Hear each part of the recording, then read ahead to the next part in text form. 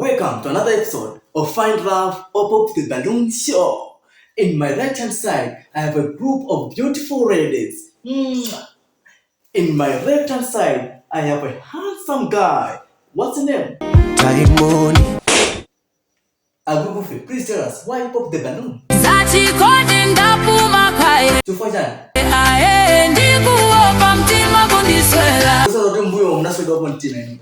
Antu wakupanga zogomela wokawa alindiwelelo abutawe pamawa Udumene.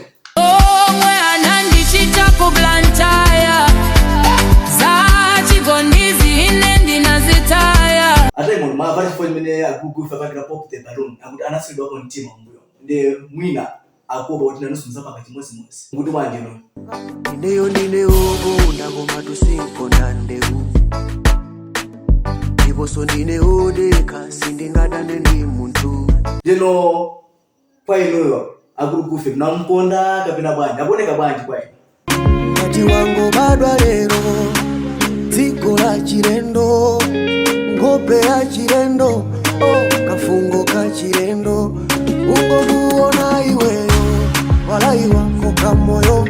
Agugufi maonada kukuya mikirani time komano mapaka pop the balloon. zachigonizi inendi nazitaya. Okay, nusanza uti panopa zachikondi mnazitaya mupanga chani panopa Anondie ninangojoina koye apagola ndizipanga za kumwamba.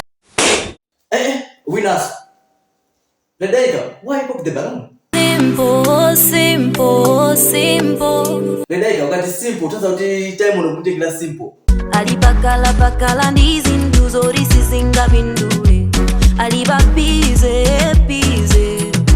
Ate mwana azibai watu mina mafuna tandra awuze nuti ndio mulimbla Chirunga mundiri bendalama ndino mungwela kuno kuzafusira nkazi chose mukuzo watu mulibendra chifukwa chani ndikakwada pasi sindipembezera fano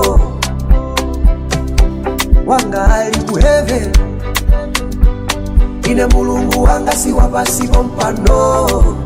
ndepala kazena papa sana pake pop the balloon mbona bwaje ya time Ndikuyamikire kukongola ngati wapoda kale ndiwewe kapalibe yanga make ndidzakukonda mpaka udzakalambe. sister uzone zinanda Divo